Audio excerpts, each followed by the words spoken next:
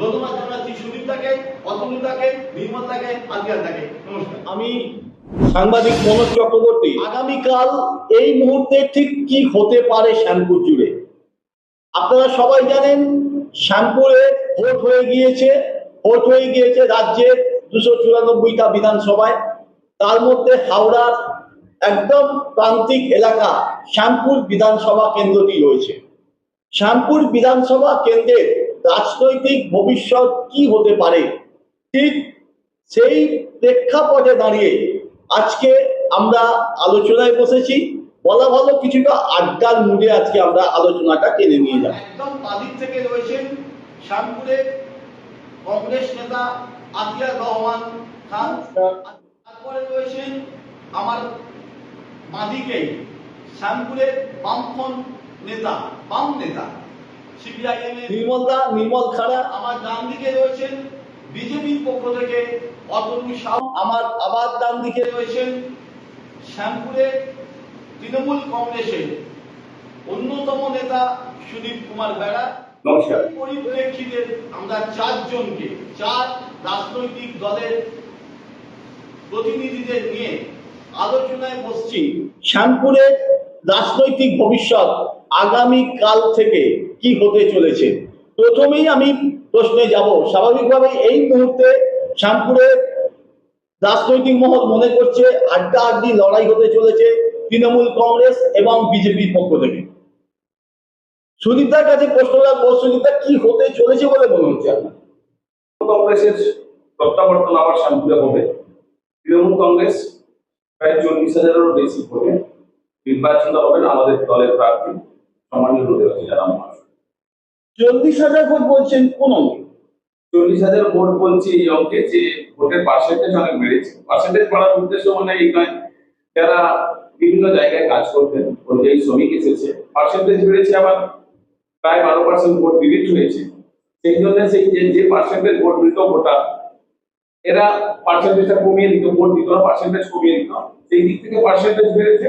আর তৃণমূল কংগ্রেস দীর্ঘদিন ক্ষমতায় থাকার পর নানা রকম কাজকর্ম, যত উন্নয়নমূলক কাজ করেছে, নানা প্রকল্পের মাধ্যমে মানুষের কাছে সরাসরি পৌঁছে গেছে। এবং আপনারা জানেন তৃণমূল কংগ্রেস বরাবর সাধারণ মানুষের পাশে থাকে। এবারেও নতুন কিছু নয়, সাধারণ মানুষের পাশে আছে। আরেকটা হচ্ছে আমাদের সবাই জানেন নদীবাসী যারা যিনি প্রার্থী, দীর্ঘদিন ধরে তৃণমূল কংগ্রেসের সভাপতি শুধু নয়, উনি মূল সেনাপতি, উনি চালনা করবেন। ভালো সংগঠক হিসেবে সবাই পছন্দ করেন দলের। তো সেই হিসেবে সবাই দীর্ঘদিন ধরে চেয়েছিলেন। মাস্টারমশাই কালীপদ বাবু আমাদের ছিলেন বিধায়ক। এবারে বয়সের কারণে ওনাকে দল হয়তো টিকিট দেয়নি, কিন্তু টিকিট দিয়েছেন যাকে, সেই নদীবাসীরা যেহেতু সংগঠক, সমস্ত মানুষের অত্যন্ত আপনজন, এই হিসেবে আমরা আশাবাদী যে পার্সেন্টেজ অফ ভোট তৃণমূল কংগ্রেসের পক্ষে বেড়ে যাবে। তাই শেষবারে যেখানে কালীপদ বাবু 31,000 ভোটে জিতেছিলেন, সেই ভোটটা বেড়ে আমরা 40,000 বেশি ভোটে জিতবো বলে আশাবাদী। তৃণমূল কংগ্রেসের পক্ষ থেকে দাবি করা হচ্ছে শ্যামপুরে তৃণমূল কংগ্রেসের প্রার্থী নদেবাসী জানা 40,000-এরও বেশি ভোটে জিতবেন। ঠিক এই দাবিটা কতটা সঙ্গত বা কতটা বাস্তবসম্মত, আপাতত প্রথম পর্যায়ে আমরা সেইটা নিয়ে আলোচনা করব। আলোচনায় আসছে, আমি দেখে দেবো আমার বাঁদিকে কংগ্রেস নেতা আতিয়া খান সাহেবকে। আতিয়াদা, এই ব্যাপারে কি বলবেন যে 40,000 ভোটে মানুষ খুব শান্তিপূর্ণভাবে ভোট দিয়েছে এবং মানুষের মতামতটা দিয়েছে, পোষণ করতে পেরেছে। সেই জায়গাতে লড়াইয়ে জাতীয় কংগ্রেস আছে। জাতীয় কংগ্রেসকে বাদ দিয়ে শানপুরে এবারে নির্বাচন নয়। কিন্তু রাজনৈতিক মহল বলছে এবারে ঐক্যবদ্ধ জাতীয় কংগ্রেসকে পাওয়া যায়নি স্যার। জাতীয় কংগ্রেসের যতটা ক্ষমতা, জাতীয় কংগ্রেসের নেতৃত্ব যাকে মনে করেছে, যেভাবে ইলেকশন প্রত্যেকটা নির্বাচনের আগে একটা করে কৌশল অবলম্বন করতে হবে, সেই কৌশল অবলম্বন করতে গিয়ে জাতীয় কংগ্রেস মনে করেছে এই কৌশলে এবারে নির্বাচনটাকে বৈধব্যই পার হতে হবে। তা সেই সিস্টেমে করেছে। দলের শানপুর থেকে বিভিন্ন নেতৃত্ব বিভিন্ন জায়গাতে দায়িত্ব ছিল, এবারে সমস্ত জায়গাতে প্রার্থী দেওয়া হয়েছে। তার ন্যাশনালি সেখানে নেতৃত্বের ছিল, ডিমান্ড ছিল। সেই ডিমান্ড ফুলফিল করতে গিয়ে অনেক জায়গায় গিয়ে নির্বাচন পরিচালনা করতে দেওয়া হয়েছিল, গিয়েছিলেন সবাই। তো সেই দৃষ্টিভঙ্গিতে ঐক্যবদ্ধ নেই, এই কথাটা ঠিক নয়। ঐক্যবদ্ধ কংগ্রেস ঐক্যবদ্ধ ছিল, ঐক্যবদ্ধ আছে, ঐক্যবদ্ধ থাকবে। কারণ কংগ্রেস তো শুধু ক্ষমতায় আসার জন্য লড়াই করেনি, কংগ্রেস সারা ভারতবর্ষের, সারা পশ্চিমবাংলার অন্যায়, অত্যাচার, জোর জুলুম এর প্রতিবাদে আছে কংগ্রেস। সবসময় কংগ্রেস রাস্তায় আছে, রাস্তায় ছিল, রাস্তায় থাকবে। এই নির্বাচনেও যাই ফলাফল আসুক না কেন, সেই সেই ফলাফলের পরেও জাতীয় কংগ্রেস যেমন মাঠে নেমে লড়াই করতো, সে লড়াইয়ে অংশগ্রহণ করবে, অংশগ্রহণ করে আছে, অংশগ্রহণ থাকবে। কংগ্রেসের ভোট পাবে? অবশ্যই কংগ্রেসের ভোট বাড়বে। কংগ্রেস জিতবে শান্তিপুরে। কংগ্রেস দাবি করছে কংগ্রেস জিতবে, তৃণমূল কংগ্রেস দাবি করছে 40,000 ভোটে তৃণমূল প্রার্থী জয়লাভ করবে। আমার বাঁদিকে একদম রয়েছেন বামপন্থের পক্ষ থেকে। আমি দাদাকে জিজ্ঞেস করব, দাদা কংগ্রেস এবং তৃণমূল কংগ্রেসের এই যে দাবি, এই দাবিটাকে আপনি কি বলবেন? আমার প্রথম কথা হচ্ছে, যারা এই সাম্প্রতিক পর্দায় আছে, যে নির্বাচন হয়ে গেছে ইতিমধ্যে, নির্বাচনের ফল ঘোষণা হবে আগামীকাল।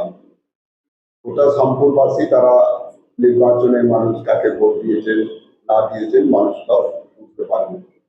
কিন্তু শামপুরের যে সংস্কৃতি, এখানে শান্তিপূর্ণ শামপুর, হিন্দু মুসলমান সব ধর্মের মানুষ, সব রাজনীতি দলের মানুষ, আমরা যে শামপুরের ঐতিহ্য আছে সেই ঐতিহ্যটা যাতে ধরে রাখতে পারি, এই জন্য শামপুর থানার সমস্ত মানুষের কাছে আমি প্রথমে এই আবেদনটা জানাবো।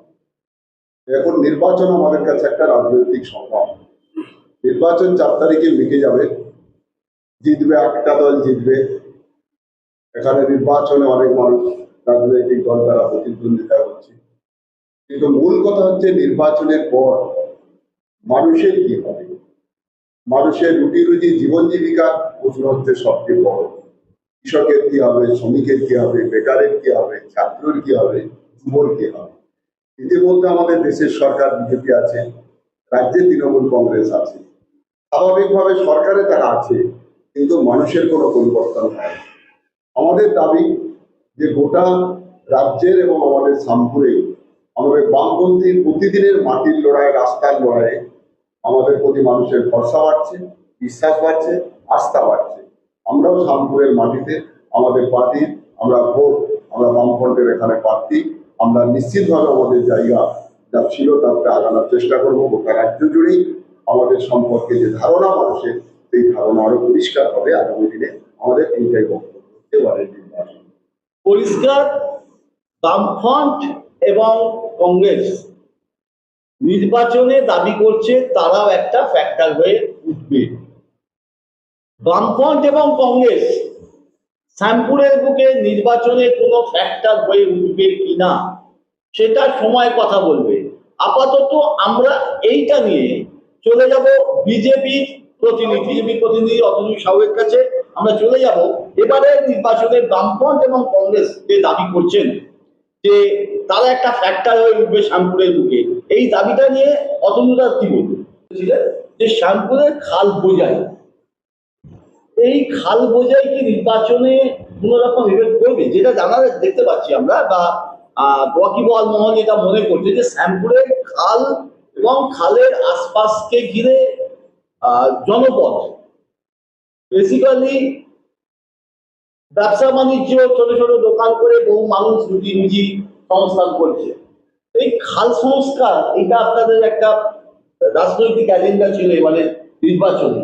এইটার উপর জোর দিলে কি মনে করবে যে তাদের আবার কোন রকম কর্মসংস্থান করা সম্ভব হবে, নাকি খাল সংস্কারের জন্য অন্য কোনো আধুনিক পদ্ধতি ভাববেন যদি খাল সংস্কারের উপর দেন, যদি আপনারা সরকারে আসেন? বিষয়টা হচ্ছে পরিযায়ী শ্রমিক নির্বাচন কমিশন বিষয়ে আবেদন করছে। ভালো লাগলো যে তৃণমূল কংগ্রেসের প্রতিনিধি স্বীকার করলেন যে প্রায় 12,000 যদিও গত কোভিড পিরিয়ডের সময় দুটো ব্লক মিলে রেজিস্ট্রেশন হয়েছিল প্রায় 35,000। দুটো কোনটা ঠিক উনি বলতে পারেন। আর 1,20,00,000-এর বেশি অন্যান্য রাজ্য থেকে আমাদের রাজ্যে কাজ করছে।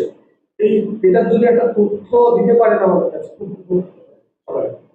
দ্বিতীয় নম্বর হচ্ছে এসআইআর নিয়ে বাম এবং কংগ্রেসের প্রতিনিধিরা, তৃণমূল কংগ্রেসের প্রতিনিধি যে দাবি করছে, আমি বলছি যে ভারতবর্ষের এত রাজ্যে এসআইআর হচ্ছে, কোথাও কোনো ঝামেলা নেই। কোথাও কোনো ঝামেলা হয়নি, কোনো অভিযোগ হয়নি। তাহলে আমাদের এখানে হচ্ছে কেন, সেই প্রশ্নের উত্তর তুলতে হবে। এসআইআর নিয়ে প্রথম থেকে রাজ্য সরকার বিরোধিতা করছে এবং এর পেছনে একটা নির্দিষ্ট রাজনৈতিক অভিসন্ধি আছে তাদের হিসাব করতে। কারণ হচ্ছে মৃত ভুয়ো ভোটারের উপরে এই তৃণমূল কংগ্রেস ক্ষমতায় এতদিন থেকেছে। অন্যান্য রাজ্যে তো এই সমস্যা হয়নি। নির্বাচন কমিশন একটা স্বশাসিত সংস্থা, তারা কিভাবে কাজ করবে না করবে সিদ্ধান্ত নেবে, তার দায় ভারতীয় জনতা পার্টি নয়। তার দায় আমরা নেবো কেন, তার উত্তর আমরা দেবো। নির্বাচন কমিশনকে তাহলে সে প্রশ্নের উত্তর চাইতে হবে, ভারতীয় জনতা পার্টির প্রতিনিধিরা দেবে না। আমরা যে কোনো স্বশাসিত সংস্থার উপরে আমাদের পূর্ণ আস্থা রয়েছে এবং আমরা মনে করি স্বাধীনভাবে তারা কাজ করবে, স্বাধীনভাবে কাজ করছে, এই বিশ্বাস আমাদের আছে। দ্বিতীয় নম্বর যে প্রশ্নটা আপনি করলেন, যে শ্যামপুরের দীর্ঘদিনের অনুভব, 25 বছরের বিধায়ক করবে, আমরা বারবার করে বলে এসেছি 25 বছরের বিধায়ক, আপনারা দেখার একটা উল্লেখযোগ্য কাজ কি করেছে? একটা কাজ, 15 বছরের শাসন ক্ষমতা দেখেছেন। শ্যামপুর নদীমাতৃক দেশ, কৃষি এখানকার প্রধান জীবিকা। শ্যামপুরের এই 15 বছর শাসন, আমি প্রথম 10 বছর ছেড়ে দিলাম, লাস্ট 15 বছর আপনারা কি করেছেন কৃষি উন্নয়নের জন্য? প্রথম 10 বছর থাকছেন, আমি ছেড়েই দিলাম। ওনারা বারবার করে কাটাকাটি করছেন, সোশ্যাল মিডিয়ায় অনেকে দাবি করছেন ওনাদের মধ্যে যে আমরা তো প্রথম 10 বছর শাসন ক্ষমতা ছিলাম না। ঠিক আছে, তাহলে তখন কি তাহলে বামেরা ছিল? বামেরা ছিল, এখানকার বিধায়ক তৃণমূল ছিল। আমি তৃণমূলকে ছেড়ে 15 বছরে তাহলে কৃষি উন্নয়নে আপনারা কি তৈরি করেছেন, কি মাস্টার প্ল্যান নিয়েছেন?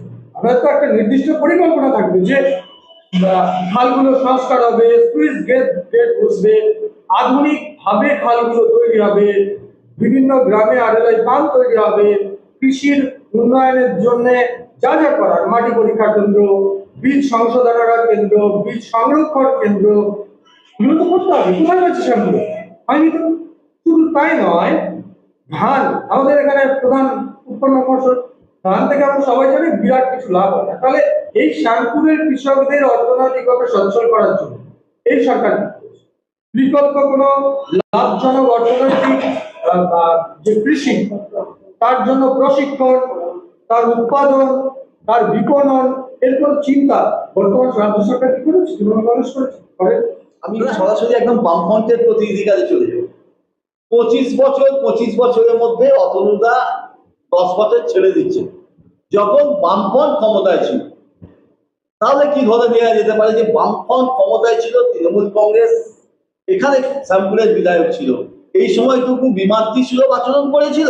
কি বলবেন দাদা? আমার দুটো কথা বলার, সেটা হচ্ছে বামপন্থীরা যখন ক্ষমতায় ছিল আমাদের শ্যামপুরে তৃণমূল কংগ্রেসের বিধায়ক ছিলেন, সঞ্জীব বাবু ছিলেন, পরবর্তীকালে কালীবাবু আমাদের আপনার সঞ্জীব বাবু তৃণমূল কংগ্রেসের ছিল? কংগ্রেস ছিল, পরবর্তীকালে তৃণমূল কংগ্রেস। একথার মানে হচ্ছে বামফ্রন্ট সরকার একটা গণতান্ত্রিক ব্যবস্থা তখন সাম্য বজায় রেখেছে। আমার দ্বিতীয় কথা হচ্ছে, আমরা যা বিতর্ক বাবু কিন্তু এই বিতর্কের অবসান এখনই হয়ে যাবে যে 2011 সালের আগে শ্যামপুরে মাঠঘাটের অবস্থা কেমন ছিল।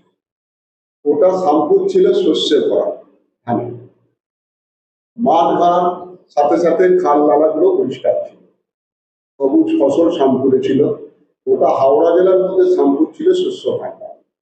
আজকে 11 সালের পর থেকে আজকে তৃণমূল কংগ্রেস এবং বিজেপি তারা দাবি করছে যে শ্যামপুরে আবার আগের অবস্থাকে, কৃষি ব্যবস্থাকে নিয়ে যেতে হবে, তার জন্য শ্যামপুরে খাল নালা সংস্কার করতে হবে। আমরা দীর্ঘদিন ধরে বলছি যে শ্যামপুরের ভিত হচ্ছে কৃষি, সেই কৃষি ব্যবস্থাকে শ্যামপুরে যা ছিল আগে সেই জায়গায় নিয়ে যেতে হবে, তার জন্য খাল নালা সংস্কার করতে হবে। এই স্বীকারোক্তি ওনারাই ওনাদের বিবৃতিতে দিয়েছেন যে শ্যামপুরে এই খাল নালা কৃষি ব্যবস্থাকে আগের অবস্থায় ফিরিয়ে নিয়ে যেতে হবে। এইটাই হচ্ছে আমার বক্তব্য। খালনা কখনো এশায়ার প্রসঙ্গে বলবো, বিজেপি প্রতিনিধি বললেন যে এশায়ার আর অন্য কোনো রাজ্যে তো এত সমস্যা হয়নি। ঠিকই বলেছেন, অন্য রাজ্যে একই নিয়ম কার্যকর হয়নি। এশায়ার যখন প্রথম ঘোষণা হয়, মিস্টার জ্ঞানেশ কুমার নির্বাচন কমিশনার, উনি বলেছিলেন যে যাদের 2002 সালে ভোটার লিস্টের নাম আসবে তাদের কোনো পেপার জমা দিতে হবে না। অথচ লজিক্যাল ডিসক্রিপেন্সি বলে একটা আমাদের কেবলমাত্র ওয়েস্ট বেঙ্গলে এটা আনা হলো লজিক্যাল ডিসক্রিপেন্সি বলে, আরো বানানবো, আরো বয়সের তফাৎ বাবার সঙ্গে এইরকম দেখিয়ে এখানে এসে আর বহু মানুষকে বাদ দেওয়া হয়েছে। এটা অন্য রাজ্যে হয়, তো যেখানে বাদ দেবে সমস্যা সেখানে সৃষ্টি হবে।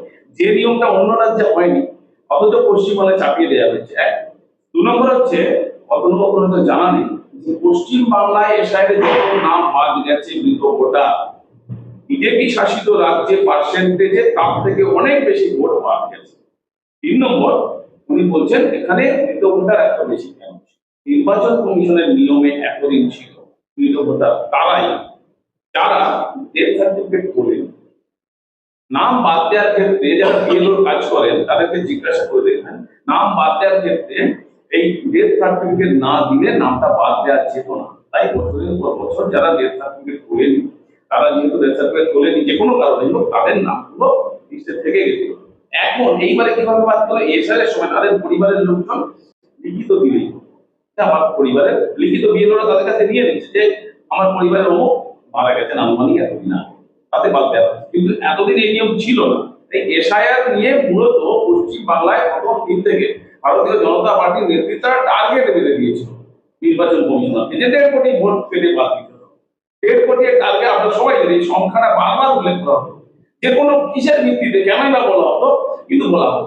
তো যাই হোক, আরেকটা কথা উনি বলছেন, যে প্রতিনিধি বলছেন যে এসআইকে অন্য একজন শাসিত নির্বাচন কমিশনার যদি হতেন, এই সংস্থা যদি হতেন, সুপ্রিম কোর্টকে মনে হয় মাথা নামাতে হতো না, সুপ্রিম কোর্টকে হস্তক্ষেপ করতে হতো না। একমাত্র মুখ্যমন্ত্রী পর্যন্ত আপনারা জানেন উনি একেবারে সরাসরি কোর্টে পৌঁছে গেছিলেন আমাদের রাজ্যের যে কথা বলতে অ্যাডভোকেট হিসেবে।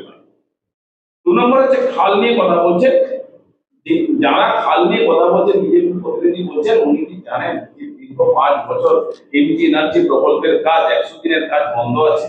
এই 100 দিনের কাজ আমরা এই যে এমজি এনার্জি প্রকল্প চালু হয়েছিল মূলত লেবারদের কাজ দেওয়ার জন্য, এবং এই খাল নালা কাটা থেকে শুরু করে মাটির কাজ, মূলত মাটির কাজ করার জন্য। দীর্ঘ এই যে 4-5 বছর বন্ধ আছে বলেই খাল কাটা বন্ধ আছে, এটাকে খাল কাটা নিয়মিত করবো।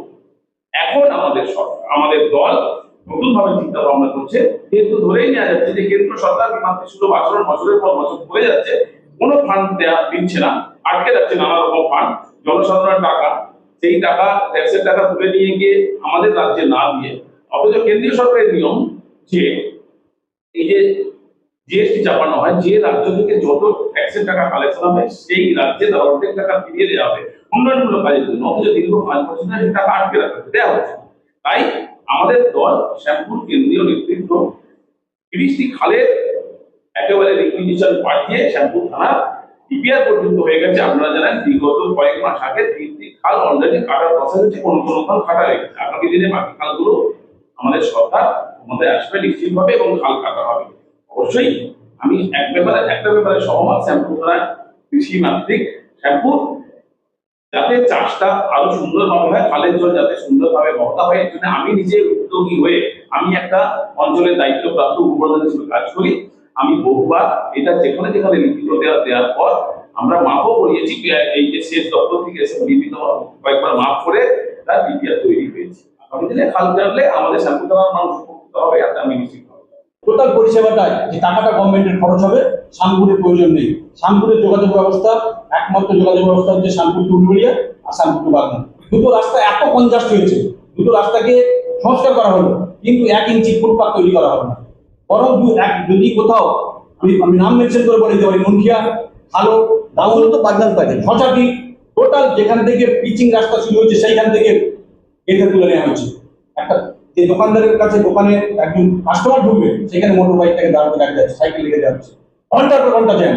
কেন শ্যামপুরের মানুষকে এইভাবে আটকে দেওয়া হচ্ছে? শ্যামপুর মানুষের যোগাযোগ ব্যবস্থা থেকে এই জায়গা থেকে রিলিফ দেওয়ার জন্য রেল পরিষেবা নয়, শ্যামপুরের মানুষকে 1 ওয়ে রাস্তা দিন।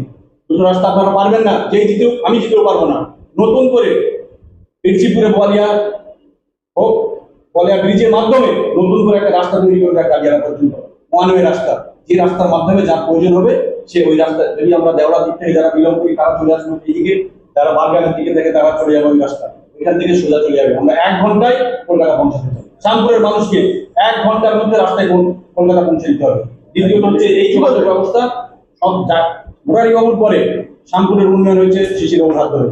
আজকে গালিয়ারাপুর পশ্চিমবঙ্গ। না, কালীবাবুর আপনাদের উন্নয়ন হয়নি। আমি বলছি আমি ও গঠনমূলক কিছু করেনি। জোয়ারে যা এসছে কচুরি পানা হোক, সে তাল পাতা হোক, নারকেল পাতা হোক, খেজুর পাতা হোক, জোয়ারে যেটা এসছে সেটা হয়েছে। মুরারি বাবু, শিশির বাবু, সঞ্জীব বাবুরা, সঞ্জীব বাবুর আমলে বামফ্রন্টের সরকার সেখান থেকে আইসিডিএস প্রজেক্ট কেড়ে নিয়ে এসছেন, দুটো প্রজেক্টে, শ্যামপুর 1 শ্যামপুর 2 প্রজেক্ট সঞ্জীব বাবুর অবদান।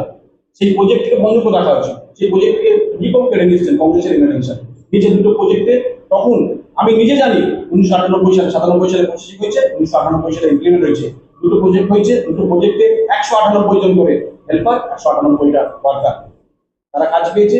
এই শুধু কাজ নয়, এই যে সেন্টার 198টা করে সেন্টার, এই সেন্টারে মা এবং প্রসূতি মা এবং শিশুদের যে পুষ্টি খাবার, সেই খাবারের ব্যবস্থা করে উন্নতি করে গরিব মানুষ প্রান্তিক এলাকায় সেই সেই সেই ডেভেলপমেন্ট হয়েছে। বাকি এটা তো কেন্দ্রীয় সরকারের পরিকল্পনা, সারা ভারতবর্ষে আগামীর জন্য ICDS আগামী ভবিষ্যৎ প্রকল্প এটা সারা ভারতবর্ষ জুড়েই হয়েছে। আবার আমি কংগ্রেসের হিসাবে বলে যাচ্ছি, আপনি যেই ক্ষমতা এসুক আমরা বলছি যদি না শামপুরের মানুষ আমাদের আশীর্বাদ না করে, আমরা রাস্তায় দাঁড়িয়ে থেকে তিনটে বিষয়ের উপরে আমরা লড়াইটা করবো কালকে নির্বাচনের পরে। প্রথম হবে 58 গেট বটচুমুক দাঁড়িয়ালাকে ডেভেলপ, যেহেতু পর্যটন শিল্প সেখানে উন্নয়ন পর্ষদ তৈরি করতে হবে। সেকেন্ড, এগ্রিকালচার যে এরিয়া শামপুরটাকে সেটাকে ধ্বংস করে দেওয়া হয়েছে, সে পরিবেশ নেই, সে কালচার নেই। কখনোই সুদীপ বাবুরা যতই চেষ্টা করুন না কেন আর পারবেন না। এটাকে ইন্ডাস্ট্রিয়াল জোন করা, এটাকে বাংলাদেশের মতো আমদার মতো সেই এলাকায় যদি ইন্ডাস্ট্রিয়াল হাজার হাজার ইন্ডাস্ট্রিয়াল যদি তৈরি হতে পারে, তাহলে আমার এখানে কেন ইন্ডাস্ট্রিয়াল জোন হবে? আমার এখানে ইন্ডাস্ট্রিয়াল জোন এখানে হচ্ছে, আমার এখানে একটা মেডিকেল কলেজ, এখানকার মানুষ শামপুরের মানুষ প্রায় 4 লক্ষের মতো মানুষ। এই 4 লক্ষের মানুষকে ন্যূনতম পরিষেবাটুকু ছাড়া জমজমিতে আর পটলডাঙ্গা মঙ্গলডাঙ্গা হসপিটাল যেতে হয় আমাদের ন্যূনতম পরিষেবার জন্য। বাকি সমস্ত মেজর করবো না, মিডিয়াম ক্লাসে যে সমস্ত রোগ হয় তার জন্য কলকাতা শিখতে হয়, ঘন্টার পর ঘন্টা রাস্তা, সেখানে পিছিতে গিয়ে রাস্তা লাইন দিতে হয় কেন? এর জন্য আমাদের এখানে অনেক জায়গা আছে। আমি বলবো বর্তমানে কিষাণ মান্ডি বলে জায়গা আছে, সেই কিষাণ মান্ডিটা এগিয়ে গিয়ে সেখানে একটা হসপিটাল করতে হবে। জমিকে তুলে দিয়ে নয়, জমি সেখানকার একটা মানুষ সেখানে পরিষেবা পায়, সেখানে কিষাণ মান্ডিকে তুলে দিয়ে হসপিটাল, কিষাণ মান্ডি তুলতে হবে, অনেক জায়গা আছে কিষাণ মান্ডি থাকবে। আচ্ছা আচ্ছা, কিষাণ মান্ডি থাকবে, কিন্তু কিষাণ মান্ডির ওই জমির উপরে অনেকে বলার চেষ্টা করছে যে হসপিটাল কোথায় হবে, হসপিটাল হবে জমি এর যে আমাদের জায়গাটা আছে বর্ধমানে যে এগ্রিকালচার ল্যান্ড যেটা আছে, অনেক জায়গা আছে, সেই জায়গার উপরে ইমিডিয়েট একটা হসপিটাল যে ক্ষমতা যাচ্ছে চাই। এবং যদি তারা না করে শামপুরের মানুষকে নিয়ে সঙ্গে নিয়ে আমি জাতীয় কংগ্রেসের সার নিয়ে আমি এই তিনটে বিষয়ের জন্য আমি শান্তি দুটো কথা বলা এই ব্যাপারে। এটা হচ্ছে আমাদের সুদীপটা প্রথমেই তুলেছিল এনআরজির কাজ, 100 দিনের কাজের ব্যাপারে। দেখুন, 100 দিনের কাজ হচ্ছে বামপন্থীদের লড়াই, কংগ্রেসের সরকার, মনমোহন সিং এর সরকার তখন 100 দিনের কাজ চালাবে। আজকে দুর্ভাগ্যজনক ভাবে 100 দিনের কাজ বন্ধ। রাজ্যের সরকার বলছে টাকা দিচ্ছে না, কেন্দ্রের সরকার বলছে দুর্নীতি হচ্ছে। আমাদের কথা হচ্ছে পরিষ্কার, যে গরিব মানুষটা কাজ করলো তার কাজটা চলে গেল। তাহলে যদি দুর্নীতি হয় তাহলে তুমি চোর ধরে জেলে ভরো, তার জন্য আইন আছে। কিন্তু যে গরিব মানুষটা এই 100 দিনের কাজ করে সংসার চালাতো এই বাজারে, সে কি অপরাধ করবে? আমার যেই যার ক্ষমতায় আগামী দিনের লড়াইয়ে আমরা আছি, 100 দিনের কাজ চালু করতে হবে, এই আবেদন এখান থেকে জানাচ্ছি। দ্বিতীয় কথা হচ্ছে, একটা বিষয় উঠেছে, অতনুদা বলেছে, সেটা হচ্ছে বিদ্যুৎ। বিদ্যুতের ব্যাপারে বামপন্থীরা এই যে কোলাঘাট তাপবিদ্যুৎ কেন্দ্র, মেছেদা আছে, সাগর সাঁওতাল দিকে আছে, যত তাপবিদ্যুৎ কেন্দ্র বামপন্থীদের সময় তৈরি হয়েছে। তৃণমূল এবং বিজেপি বলতে পারবে না তারা নতুন করে পশ্চিমবাংলায় কোথায় তাপবিদ্যুৎ কেন্দ্র তৈরি করেছে। তাপবিদ্যুৎ কেন্দ্র গ্রামে গ্রামে বিদ্যুতায়নের কাজ আমরা করেছি। বাকি কিছু কাজ হয়তো একটা দুটো বাড়ি বেরিয়েছে,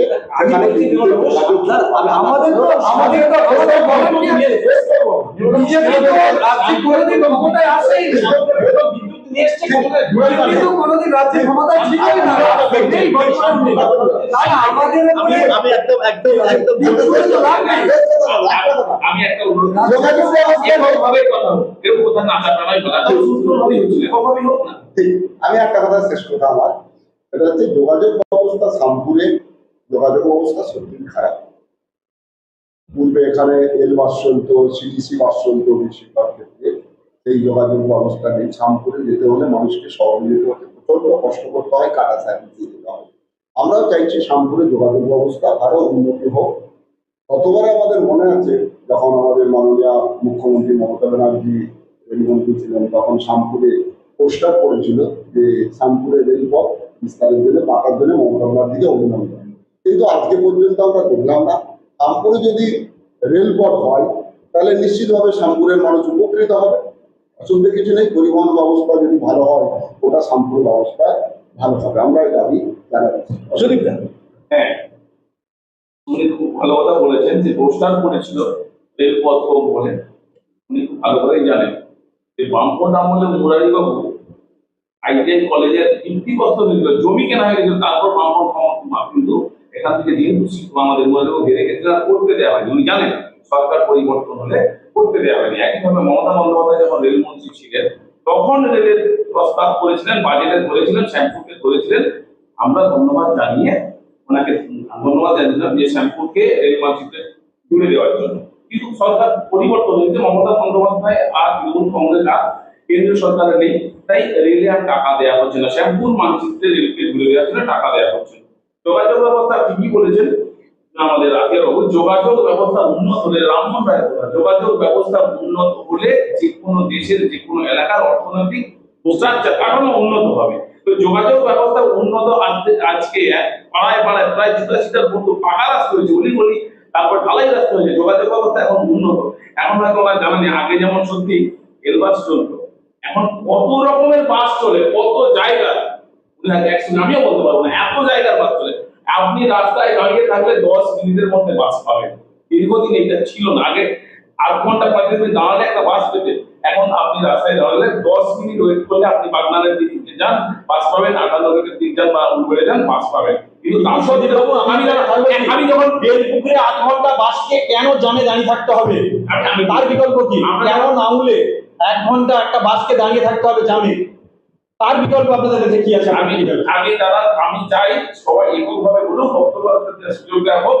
আমি বলতে চাইছি যে যখন এই রাস্তাটা অ্যাকোয়ার করা হয় তখন হয়তো যে সরকারে ছিল অনেক আগে, তখন হয়তো ভাবেনি যে যোগাযোগ ব্যবস্থা এত উন্নত করতে হবে, মানুষের বেড়ে যাবে। তাই যেভাবে রাস্তা অ্যাকোয়ার করা হয়েছে, এখন অনেক জায়গায় ব্যক্তিগত জায়গা, নাউল বাজারের কথা আমাদেরও খারাপ লাগে যখন দেখি নাউল বাজার সমস্যায় তো হচ্ছে না, কারণ নাউল রাস্তার পর দুদিকে যারা দোকান তৈরি বসেছে ব্যক্তিগত। এইরকম রাস্তা নিশ্চয়ই আবার আগামী দিনে আরো সম্প্রসারিত হবে বলেই আমি বিশ্বাস করি। কিন্তু রেলটাও দরকার, বহু রেলের যোগাযোগ ব্যবস্থার কথা বলছেন, সুদীপবাবু বলছেন যে শ্যামপুরে যোগাযোগ ব্যবস্থা অনেক উন্নত হয়েছে, কিন্তু এই উন্নতির পেছনে রাজ্য সরকারের কি ভূমিকা সেটা তো বলতে হবে। এখানে প্রধানমন্ত্রী গ্রাম সড়ক যোজনার রাস্তা হয়েছে, আপনি বলছেন 85টা রাস্তা হয়েছে, শুধু কেন্দ্র প্রকল্পে হয়েছে। রাজ্য সরকার এখানে কি যোগাযোগ ব্যবস্থার জন্য নতুন করে প্ল্যান করেছে? একটা উদাহরণ দিন, পাবেন না।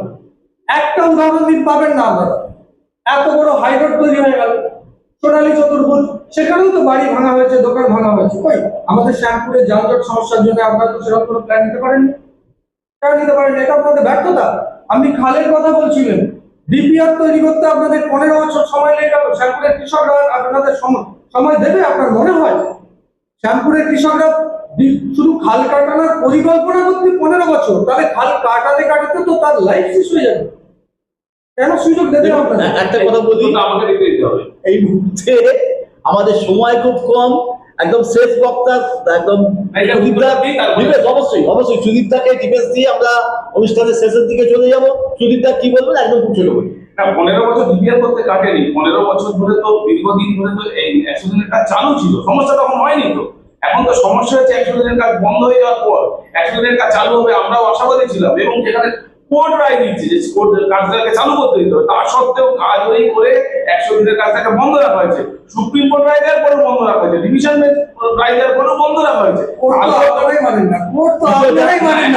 রাজ্য সরকার সুপ্রিম